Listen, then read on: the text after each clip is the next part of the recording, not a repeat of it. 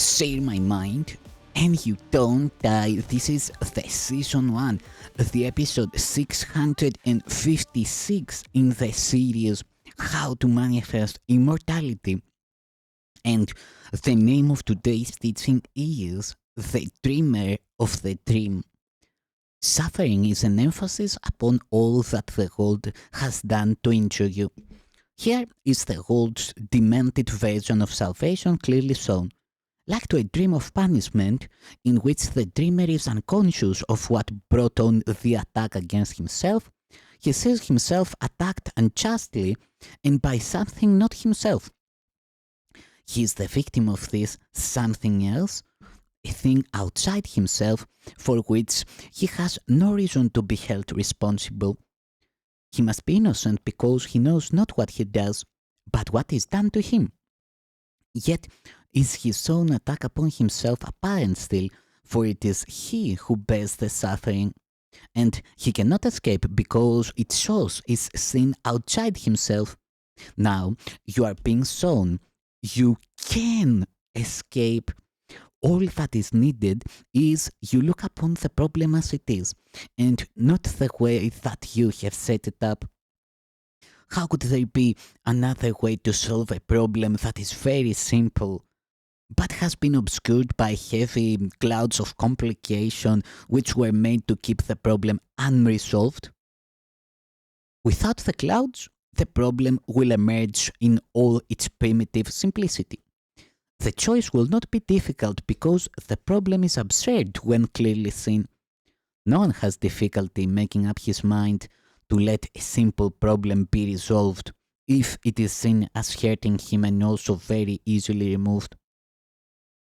The reasoning by which the world is made, on which it rests, by which it is maintained, is simply this: you are the cause of what I do.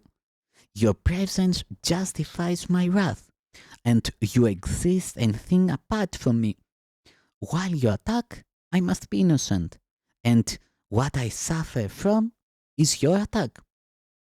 No one who looks upon this reasoning exactly as it is could fail to see it does not follow and it makes no sense. Yet it seems sensible because it looks as if the world were hurting you. And so it seems as if there is no need to go beyond the obvious in terms of cause. There is indeed a need. The world's escape from condemnation is a need which those within the world are joined in saying, yet they do not recognize their common need. For each one thinks that if he does his part, the condemnation of the world will rest on him.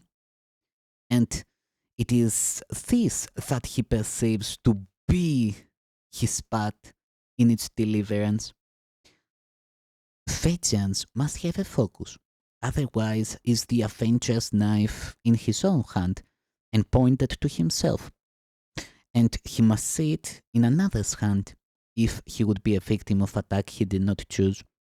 And thus he suffers from the wounds a knife he does not hold has made upon himself.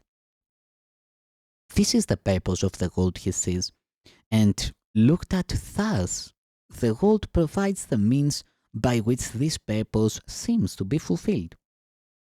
The means attest the purpose, but are not themselves a cause, nor will the cause be changed by seeing it apart from its effects. The cause produces the effects, which then bear witness to the cause and not themselves. Look then beyond effects. It is not here the cause of suffering and sin must lie, and dwell not on the suffering and sin, for they are but reflections of their cause. The part you play in salvaging the world from condemnation is your own escape. Forget not that the witness to the world of evil cannot speak except for what has seen a need for evil in the world. And this is where your guilt was first beheld. In separation from your brother was the first attack upon yourself begun. And it is this the world bear witness to. Seek not another cause, nor look among the mighty legions of its witnesses for its undoing. They support its claim on your alliance. What conceals the truth is not where you should look to find the truth. The witnesses to sin all stand within one little space, and it is here you find the cause of your perspective on the world. Once you were unaware of what the cause of everything the world appeared to thrust upon you uninvited and unasked must really be. Of one thing you were sure: of all the many causes you perceived as bringing pain and suffering to you, your guilt was not among them, nor did you in any way request them for yourself. This is how all illusions came about. The one who makes them does not see himself as making them, and their reality does not depend on him. Whatever cause they have is something quite apart from him, and what he sees is separate from his mind. He cannot doubt his dream's reality because he does not see the part he plays in making them and making them seem real. No one can waken from a dream the world is dreaming for him. He becomes a part of someone else's dream. He cannot choose to waken from a dream he did not make. Helpless he stands, a victim to a dream conceived and cherished by a separate mind. Careless indeed of him this mind must be, as thoughtless of his peace and happiness as is the weather of or the time of day. It loves him not, but casts him as it will in any role that satisfies its dream. So little is his worth that he is but a dancing shadow, leaping up and down according to a senseless plot conceived within the idle dreaming of the world. This is the only picture you can see, the one alternative that you can choose, the other possibility, of course, if you be not the dreamer of your dreams. And this is what you choose if you deny the cause of suffering is in your mind. Be glad indeed it is, for thus are you the one decider of your destiny and time. The choice is yours to make between a sleeping death and dreams of evil, or a happy awakening and joy of life.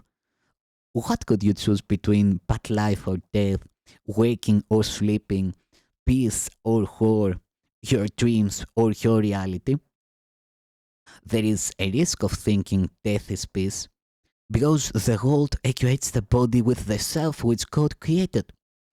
Yet a thing can never be its opposite, and death is opposite to peace, because it is the opposite of life, and life is peace. Awaken and forget all thoughts of death, and you will find you have the peace of God. Yet, if the choice is really given you, then you must see the causes of the things you choose between exactly as they are and where they are. What choices can be made between two states, but one of which is clearly recognized?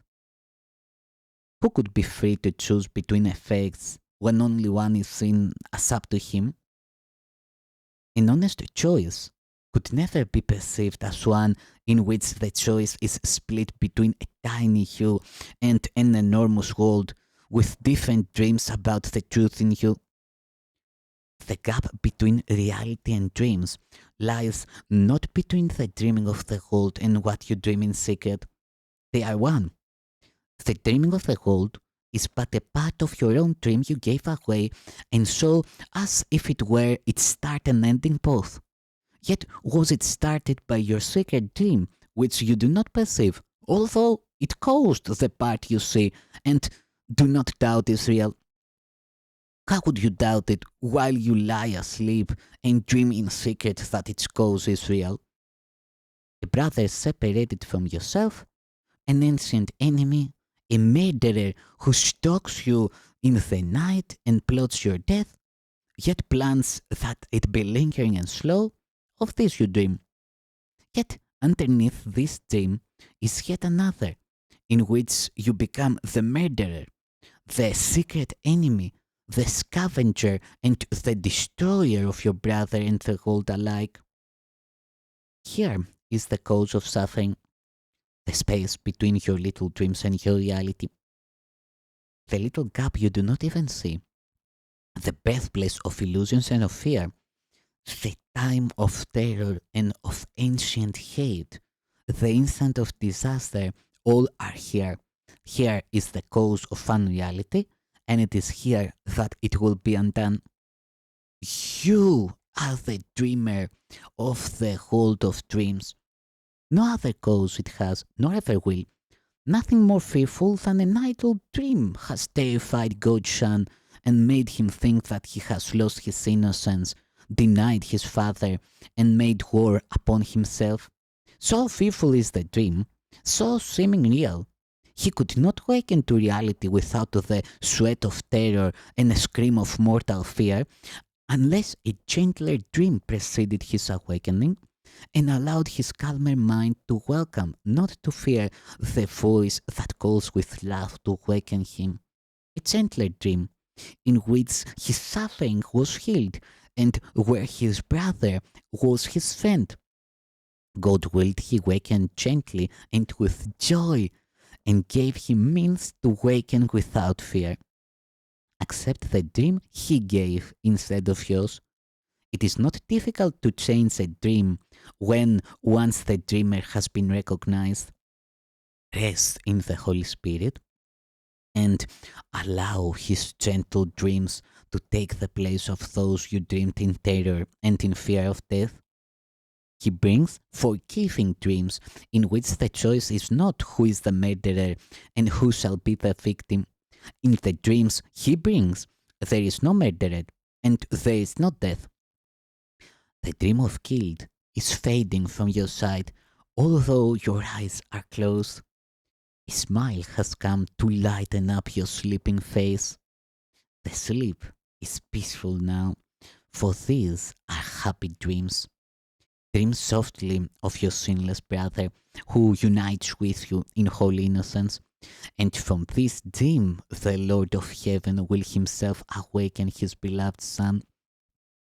Dream of your brother's kindnesses instead of dwelling in your dreams on his mistakes. Select his thoughtfulness to dream about instead of counting up the hurts he gave. Forgive him his illusions and give thanks to him for all the helpfulness he gave. And do not brush aside his many gifts because he is not perfect in your dreams. He represents his father, whom you see as offering both life and death to you. Brother, he gives but life. Yet what you see as gifts your brother offers represent the gifts you dream your father gives to you. Let all your brother's gifts be seen in light of charity and kindness offered you, and let no pain disturb your dream of deep appreciation for his gifts to you.